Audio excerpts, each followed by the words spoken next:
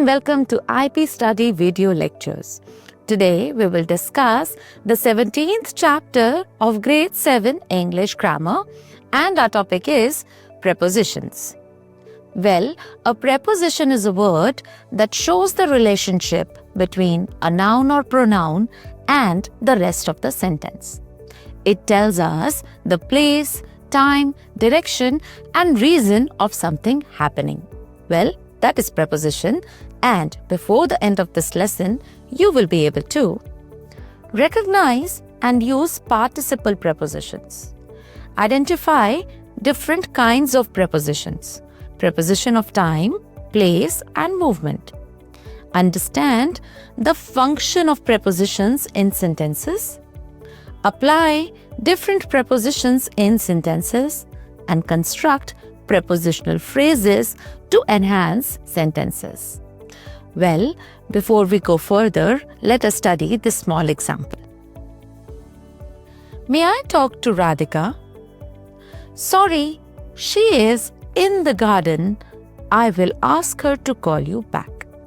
Here in this sentence, the word in is a preposition, and the word in is clearly telling us the place the person is right now.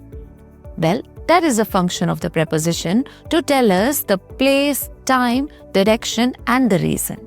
Well, let's read some more sentences and observe them very carefully. I will wait for you at platform 3. The plan depends upon your decision. The game was cancelled because of the heavy rain. Now, in these three sentences, different prepositions are used.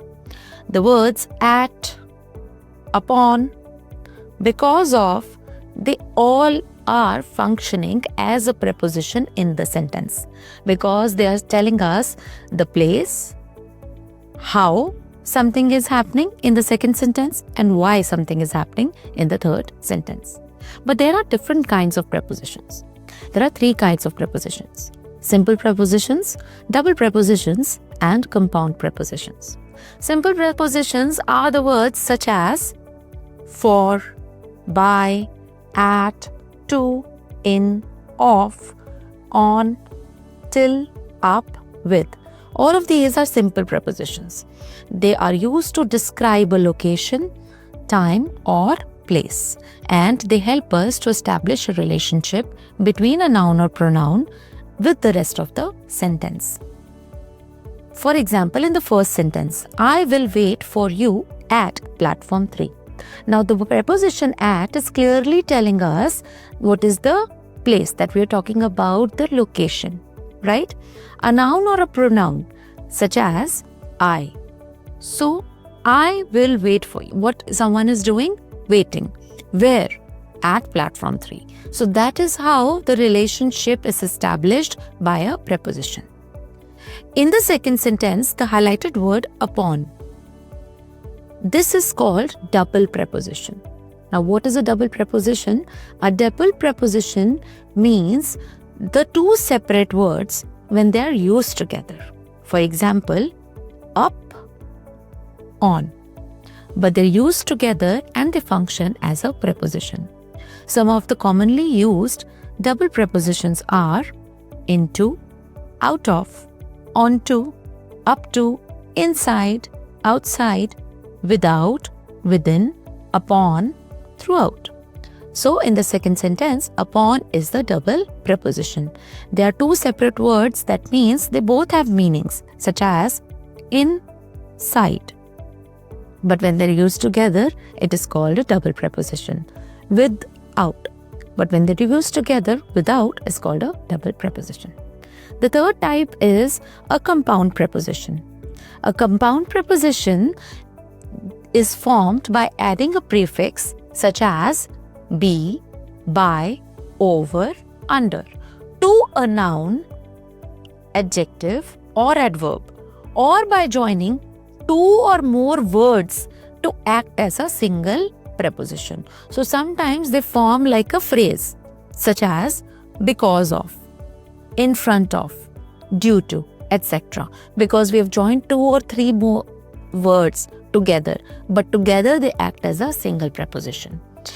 But when we use some prefixes such as be, in, because, right? By, over, under, they're also called compound preposition. So, in the above example, the third sentence, the game was cancelled because of heavy rain. This sentence was the example of the compound preposition. The game was cancelled because of the heavy rain. So, because of is a compound preposition. Let us study 2 more kinds of prepositions: participle prepositions and prepositional phrases. Now, participle prepositions are those prepositions when we add ing or ed in the verbs, right? For example, assuming, barring, during, regarding, considering, concerning. So, they are formed by adding an ed or ing to the verb that function as prepositions. For example, she studies English during the day and Hindi at night.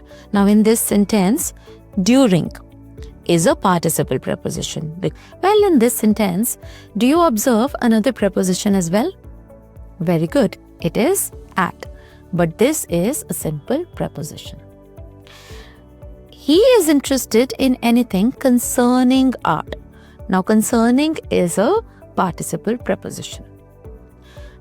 Another kind is prepositional phrases. Now, prepositional phrases, they include an object and an object's modifier. For example, on time, at home, before class, on the floor, on behalf of, with regard to, on account of, in spite of. So, let us read some sentences of prepositional phrases. He succeeded with a little help. We met to discuss the project before class. She left muddy footprints on the clean floor. Now, in these 3 sentences, we have objects such as help, class, floor, and we have the modifiers with a little, before, on the, clean, right? So, these are called prepositional phrases. Well, that was all about prepositions. Before we end this lesson, let us do a quick recap. Prepositions are used to express a number of relationships of a noun or a pronoun with the other words in a sentence. Kinds of prepositions are prepositions of time, prepositions of place, preposition of movement, and preposition of reason. Prepositions that are made up of a single word, they are called simple prepositions, such as at, on, in. Participle prepositions are participles that functions as prepositions. Phrase prepositions are prepositions that are formed by adding a preposition, an object, and an object's modifier. So this is called prepositional phrases. Double prepositions are those prepositions which are formed by adding 2 separate words. Compound prepositions are formed by adding prefixes. Well, that was all about prepositions. Thank you so much for staying with us. Stay tuned for our next video lecture. Till then, keep revising.